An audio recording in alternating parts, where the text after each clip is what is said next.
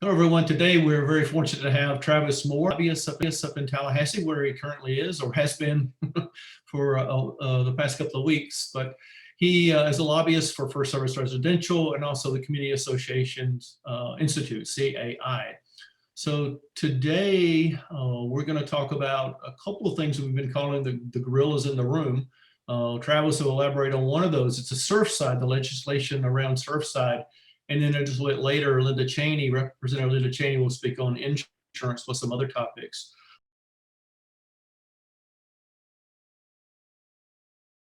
But to kick us off, Travis, I know things are probably hot and heavy up there in Tallahassee, but if you could kind of give us a lay of the land on what's going on between the legislators, how they're feeling, what's going on in general with this Surfside issues. Sure. Thank you, Richard, and also thank you, Bill, for having us and for your involvement and putting this together. It's important. So as you know, we're just finishing up week 4 of the legislative session, and it's been in this session. Not only does the state have a budget to put together as they do every year, but every 10 years they go through the reapportionment process, redistricting. So they've got that on their plate. Plus, you've got all the other issues that a state of the third largest state in the country with, over 21 million people, sorry, have to deal with a budget that's now over $100 billion.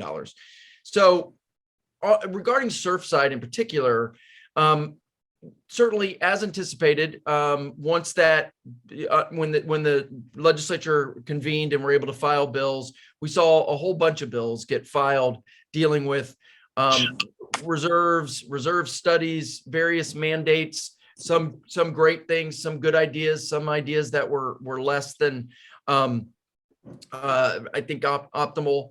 And we wanted to take an approach that was meaningful but also cautious, and make sure that we were doing things that were helpful to make sure that kind of a disaster obviously never ever happened again, but also didn't adversely affect the millions of Floridians that reside in condominiums.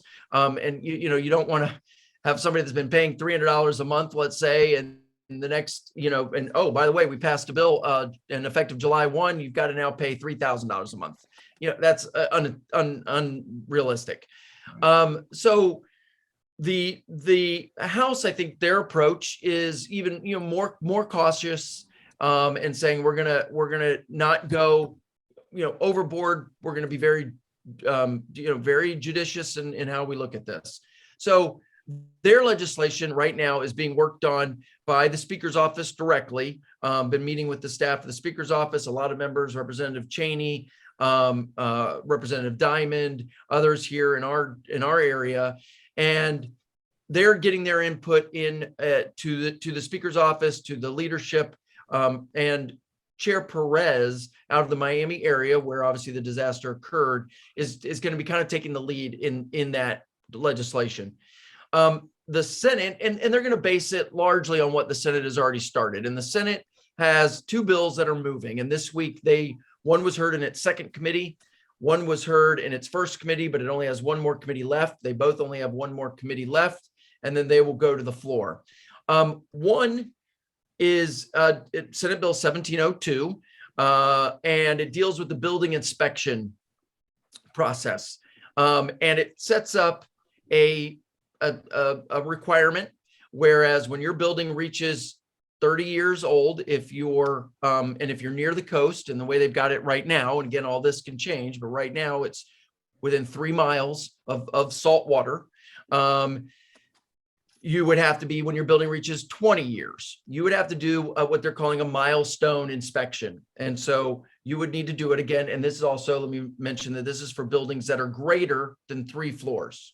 So 4 floors and above, greater than 3 floors. Only affects condos, not HOAs, obviously.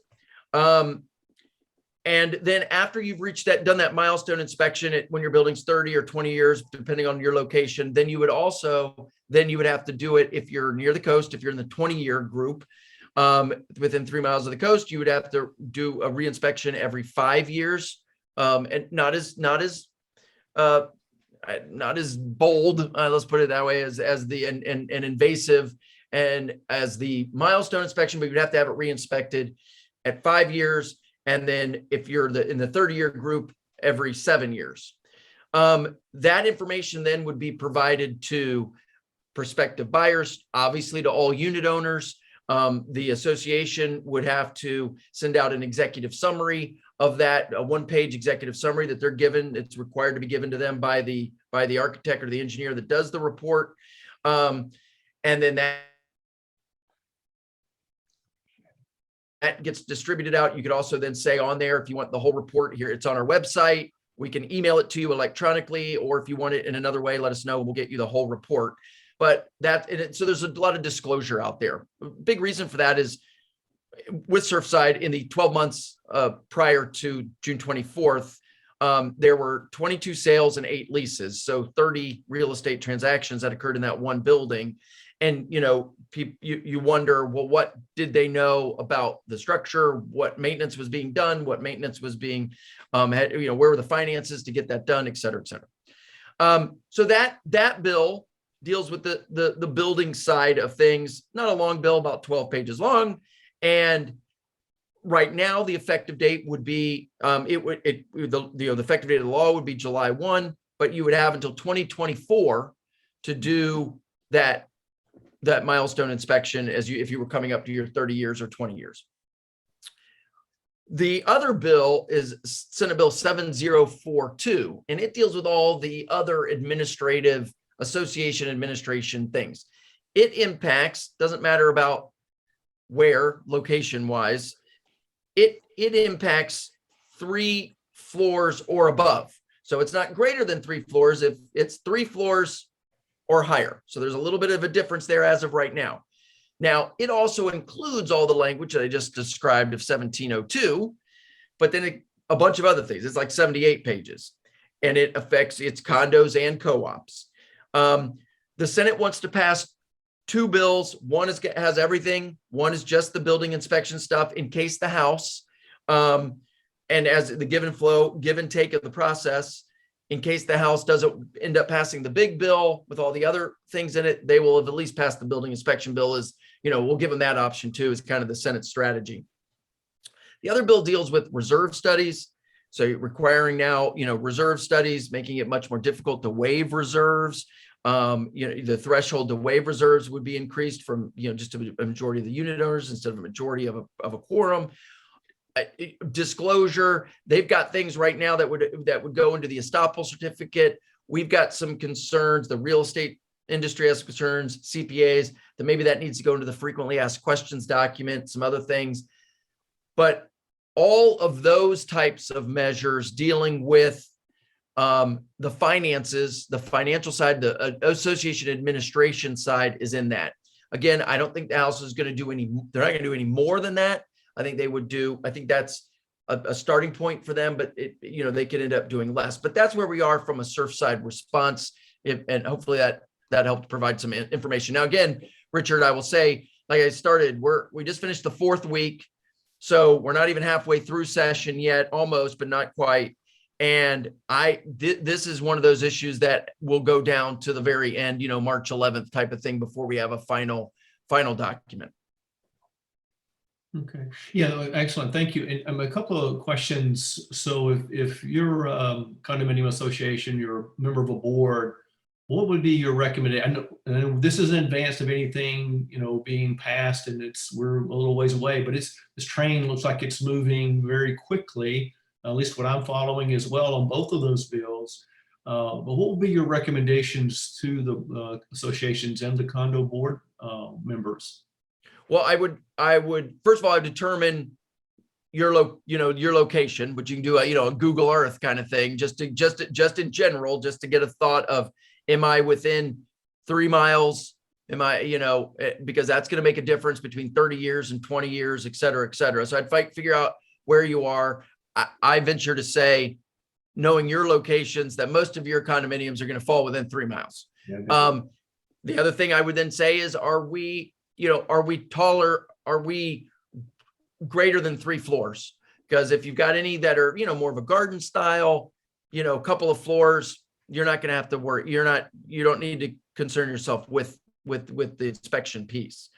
And then I would look at, and if you don't have it, let me know, and I will make sure that you get, I would be looking at these bills, and any thoughts that you have certainly between now and as we get into next week, or as session is moving on, that are, this is a problem, this is a thought, I would get those to me.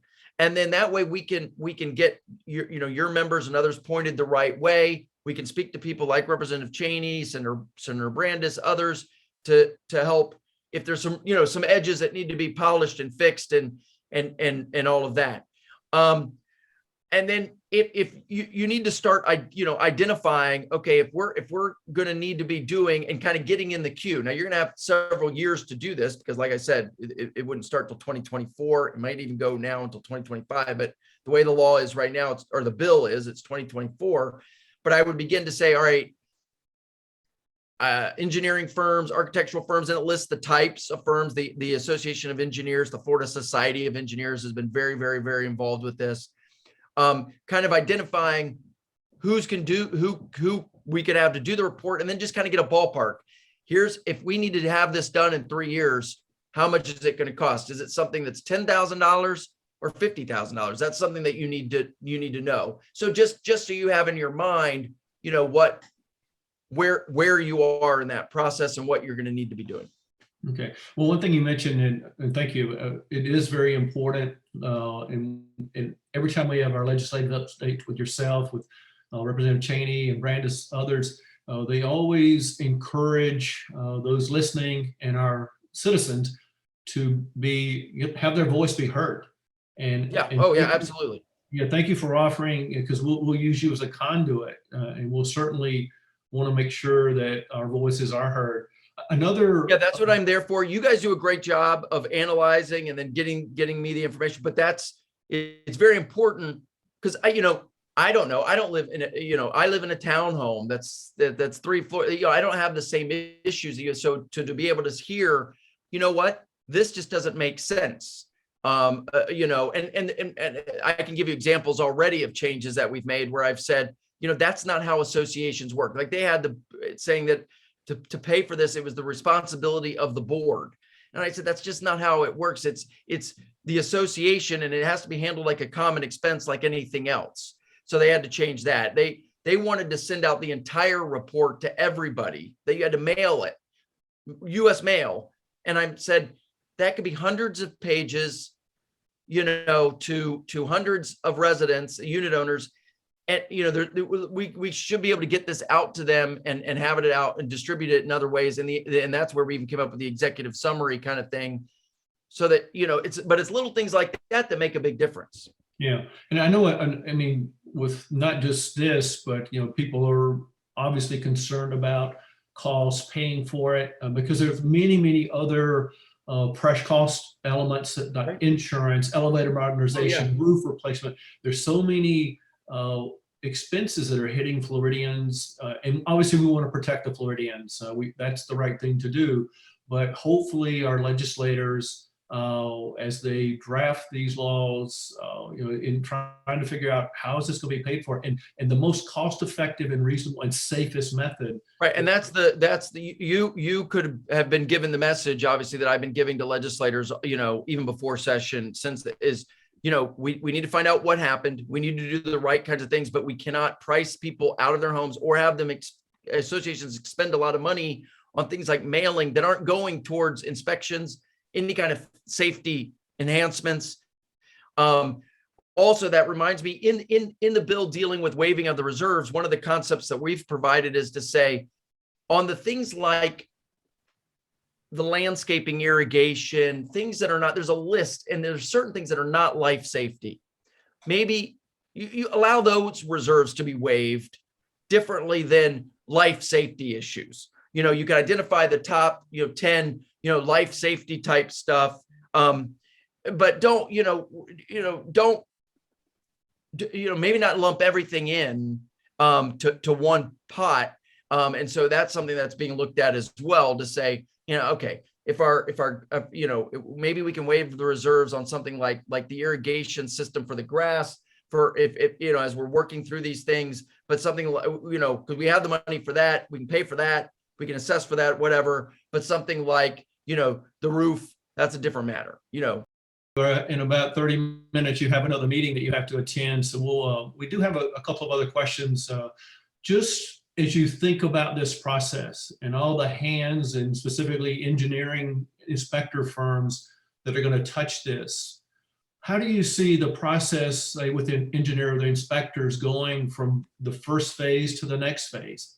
What's being discussed in that area? Well, the important thing is that unlike Bill, I am not an engineer. And so I didn't want to get out of my lane. I'm dealing with the association stuff. So I got with a gentleman named Alan Douglas, who as I mentioned before, is with the Florida Engineering Society. They had put forward a report to the legislature, much like the Florida Bar had, with recommendations, much like CAI had and other groups. And they were just strictly on the building stuff. And one of the things that we had talked about and that I thought was a good idea, and what Bill alluded to was, let's not try to write. We have a limited amount of time. We're not going to get it right if we try to write into this bill every single. We can't, you can't catch them all. And once you start, it's almost like the one that you leave out is, did they leave it out on purpose or whatever? So he said, let's just keep it very, basic, and then put this in. What the bill does is puts it to the Florida Building Commission and says, you guys that come up with building codes, that's where you live. And that's what you guys are engineer and expert, architects, engineers, experts in that area. So like Bill said, once this passes, it's going to take, first of all, like I said, at the very least, wouldn't take effect till 2024. I think it might get moved to 2025 just because we need more engineers to be able to do all this work. I don't think we have enough, right now, engineers and architects, but I think that during that time is when we're going to be working with the commission, people like you, making sure that our voices are heard with them as they're developing those specifics. And we'll have, a session or two intervening if we need to come back and tweak it. Representative Cheney and others. Now, Senator Brandis won't be able to be there because he's term limited out, unfortunately. But somebody like Representative Cheney can come back and say, okay, here's some changes and some tweaks we need to make before this even goes into effect, which is part of the reason why we it doesn't go, the requirement doesn't come down on you until 2024. Okay. Yeah, well, thank you. It's going to be something, obviously, we'll see these movements or ideas. We'll certainly continue to feed you. Yes, no, and that's the important thing. I've got to hear from you, Representative Cheney. The communication is the key so that we can get we can be your voice to that building. Okay, perfect. And then one other thing, I know you've got about a 30-minute drive to get to the next meeting, but in terms, the costs are going to be borne across the whole state, municipalities, the state, et cetera, and the citizens. But to make sure the legislators are looking at not only the enforcement of, we don't want to, have shoddy work and somebody's paying for something they don't need to do, but also the oversight. What are you hearing in terms of that? We're putting it, on the funding, I'll start with that, kind of a two-piece answer. We're working, with the state. The state has that $4 a door fund. We're trying to make that available as a pot of money.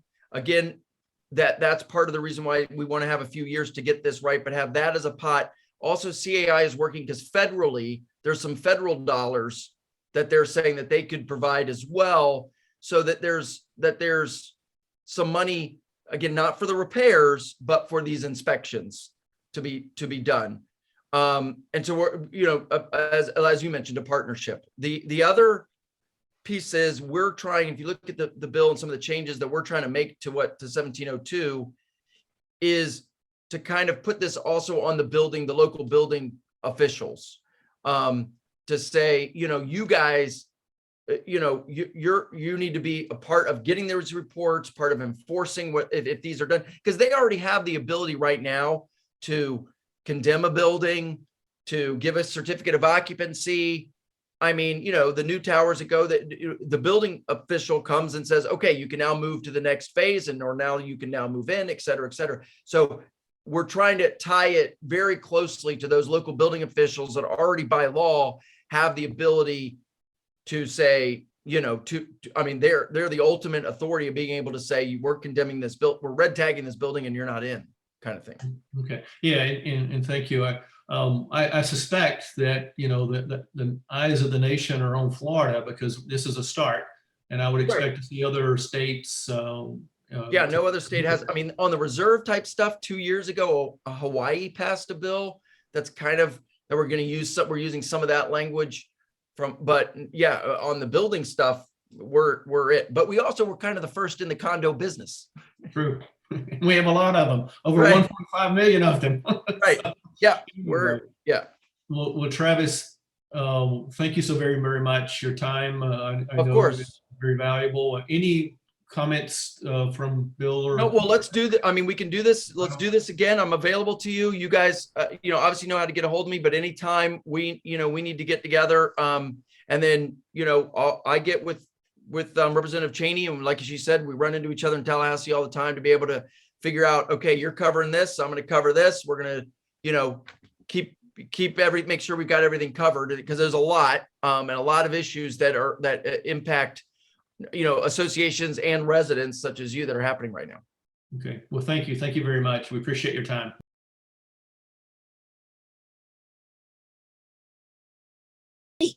Hi, I'm Hey, here. Representative. Hi, how are you? Travis is doing such a great job. I have to tell you, wherever I go in the Capitol, I see him. He is there. He's in all of these meetings. He's talking to everybody in the Capitol. He is on it. He's kind of my go-to guy too. So you guys are well represented up there, and he and I are working together to make sure your voices are heard. Well, thank you. And I mean, I can say that you guys are well represented literally by Representative Cheney. I mean, I'm just always impressed. And normally somebody that's a freshman member, I'm like, well, they got so much to learn and acclimate to. But she didn't, that learning curve was gone. I didn't see it. It didn't happen on my watch. So she has hit the ground, and making sure that the issues that you guys are concerned about are being addressed in Tallahassee and even here in the county and in the city. So, Representative Cheney, Linda Cheney, she's been with us. This is her second year in. She's done incredible amount of work. I've been following your other bills as well. A lot of things are in the appropriation, so you've done an incredible job helping the entire from Reddington Beach all the way down here. Yep. So Reddington's got money for their roads in the budget. St. Pete Beach has money for the seawall area, to put a living seawall in off of the community center. So far, Grand Canal has money in the budget to solve that 10-year-old problem, to dredge that out. Mm-hmm. And we have money in Johns Pass. That's, that also is about a decade-old problem, to dredge that out. So, and there's some other projects. Science Center, I'm really proud of the Science Center. That's going to get restored. We've got money in the budget for that so far. So lots of really terrific appropriations are going through. You're absolutely right. I'm really, really happy about that. Yeah, and congratulations. I saw over a dozen. That's just and we're not even halfway. We're just halfway through. But anyway. I've got an update, a kind of hot off the presses update on derelict vessels for you all. In speaking with our commissioner, Kathleen Peters, here in the county, what we discovered is that the FWC regulations allow for removal of derelict vessels much quicker than the county. The county puts us through this whole process that FWC does not. And so in working with Commissioner Peters and the FWC, we've got that changed. And now the county's derelict vessel removal ordinances are going to reflect FWC. And so they expect, for instance, the vessels that are in South Pasadena should be removed by mid-February. is what I'm told. Excellent. So the huge improvement in this whole derelict vessel. So if there are, and what I can tell you is FWC was incredibly responsive, and Commissioner Peters is great to work with. So if you tell me of specific issues, specific vessels in specific areas, I will get them on it and we'll get it in the system. And I believe it's now a 90-day time frame, and you'll get those out of there. Secondary to that, because I was receiving complaints about the vessels off South Pasadena, it's turned into this like a mooring field. And so we sent FWC out there, and they found out that every single one of them did not have pump out services. Some of them had their pump out drains directly into the bay. So all of them were ticketed and fined, and FWC said they would be going back in 30 days to follow up. And I am now working with FWC and Commissioner Peters in reviewing Florida statute on mooring fields. Because it's just not sustainable to have FWC out there, you know, policing this every 30 days, show us your pump out record. So I think what we're going to have to do is look into mooring fields and see what needs to be done about that. So that's where all that stands. But any derelict vessels you want removed, we should be able to get those out immediately. Okay, perfect. Actually, I have one that I had, it's kind of been on the border of a certain, it's either St. Pete, Gulfport, or FWC, but I'll get that one to you specific. It's been there for over 4 years, ever since when we went. Yeah. Okay, that's unacceptable. And I can tell you FWC is responsive. I think it's just a matter of getting the information to them. So I'm happy to do that. I have a great relationship with them. The captain who is over this area, I've got his personal cell phone, so he'll get on it. Okay, perfect.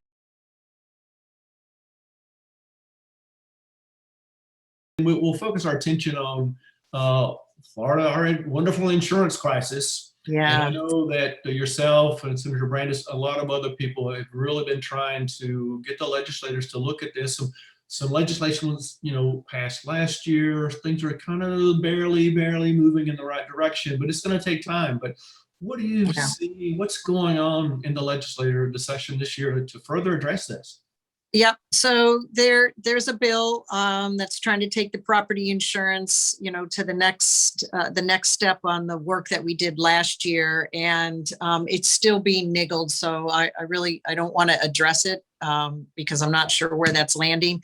All I can tell you is that we're all well aware that this is kind of like a storm on the horizon, and it's a real problem. Regarding flood insurance, I am working with the city of St. Petersburg to try to get the director of the NFIP to come here and meet with us and be shown. We've got actual property examples of before the 2.0 and after the 2.0. And the biggest problem that we want them to unwind is the fact that they've taken out the calculation of your elevation of your home. So it used to be your elevation would help you save a lot of money on flood insurance, right? So now they've taken that out, which is not only makes no sense, but it de-incentivizes people to get their properties out of the way of the flood. But it's going to increase your value of your home. When you raise your home, it increases the value, which is going to increase how much they want to insure you for. So the way it stands right now, people are actually going to be penalized for raising their properties off of flood. And they're more focused on the distance you are from a body of water, any body of water. So that's pretty much everything in Florida, right? Whether it's a river, a bay, the Gulf. So this is no longer just waterfront property issue. This is now an all of Florida issue. And what I'm told is the director of NFIP, the information that we've been sending him and trying to communicate this message is being blocked by staff. So that's why I'm working with the St. Pete Commission to try to get him here face to face. I'm meeting with Mayor Ken Welch next week in Tallahassee, and I'm going to discuss this because we all know come April, when we get our new bills, it's going to be shocking. And it's going to, some bills are going to go from 3,000 to 10,000, like that. I've talked to realtors who show people a home and they say your flood is 3,000, but when the new rates kick in April, it's going to be 10,000, and they walk away from the purchase. So reality is starting to creep up slowly on people, but we've got to stop it before April. And that has to be done at the federal level with NFIP. And so we're working as furiously and hard as we can to try to do that. Yeah, well, thank you. I mean, it impacts so many factions. I mean, people don't All have of limited incomes, the value of the property, the real estate transactions. It's just a domino effect in terms of negativity. So It reminds me of when we did the Save Our Homes Act, where we capped your property insurance at a 3% increase a year, because we were having, particularly elder residents were getting kicked out of their homes because their property insurance was more than their mortgage, or they didn't have a mortgage and their property insurance was astronomical because it was going up with property values. So this is the next issue like that. And we're on it. Unfortunately, it's a federal issue. And so once I meet with Mayor Welch and we keep moving with the city commission, if there's anything that you all can do, I'll let you know. But it's really getting an NFIP to understand this. We're working with lots of insurance brokers in the area, realtors in the area. So we've got a real contingent of professionals with real solid data. And it's just a matter of getting it to the director of NFIP. Okay, well, good. Again, we're here to help, and we'll, as we do, partner with this. I'd like to transition a little bit to, I noticed there was a bill that Senator Brandis submitted, and there was another one also by Boyd, and they looked at citizens. And there's a tremendous concern. So citizens are the state insurer of last resort, owned by the state. The policies increased by 40% from 20 to 21. So now it's just north of 759,000 policies at the end of 2021. I saw a report from Citizens this week. They're projecting there'll be over 1 million policies. And that's over a 30% increase. And so the concern with that, I mean, a lot of concerns, that's a risk to the state, because I think, if I remember the total, it was around just under $250 billion of insured property that's insured and backed by the state of Florida. So I know they're looking at ways in trying to address this. What are you hearing, or what have you heard about the citizens trying to reel that in and open up the private sector, private marketplace, which is trying to get insurers in? Yeah, that's exactly what we have to do. Is we need ways to entice more private insurers, and private insurers are leaving the market instead of coming to the market. So that's the need to stop the roof claim fraud.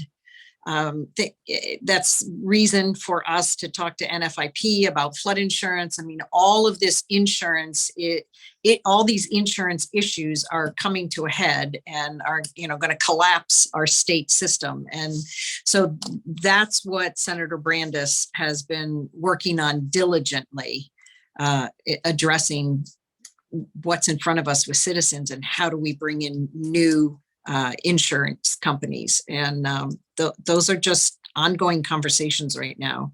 Yeah, and I should have prefaced this that we're in the legislative session.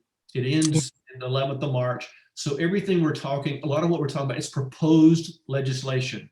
Our legislators that we work so dearly with are working hard. I'm speaking to the audience now, and trying to craft things to protect us, to protect our best interests, to protect our pocketbooks and wallets, so to speak, but to do the right thing and to preserve our quality of life without having to overly pay all these special interest groups that we continually deal with the fraud and abuse, Yeah. aspect. It's just horrendous here, but hopefully we eventually get our arms around that.